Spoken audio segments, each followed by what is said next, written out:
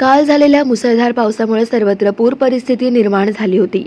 आज अनेक ठिकाणचा पूर आल्याने अनेक रस्ते बंद झाले होते। मात्र गोंदिया शहरातील सूर्या टोला भागात असलेला बांध तलाव पूर्ण भरल्याने पाणी ओव्हरफ्लो होत आहे। त्याच्यामुळे रस्त्याला तळ्याचं स्वरूप आलेलं आहे। त्याचप्रमाणे अनेक घरांमध्ये पाणी शिरलं असून रस्त्यावर देखील पाणी जमा आहे। लोकांच्या घरात पाणी शिरल्याने घरातील साहित्याचे नुकसान झाले आहे।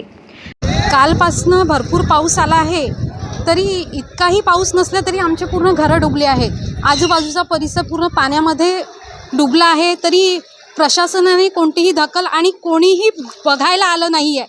ही याची दखल घ्यावी आणि पाण्याचा निसर्ग आणि 2-3 दिवस अलर्ट पण केला आहे, तरी अधिकाऱ्यांनी इथे बघायला यावं, तपासणी करावी आणि काय दखल घ्यायची आहे हे पण करावं। या पावसामुळे रोगराई, तब्येती पण बिघडू शकतात आणि प्रशासनाने इथे तातडीची दखल घ्यावी ही विनंती आहे।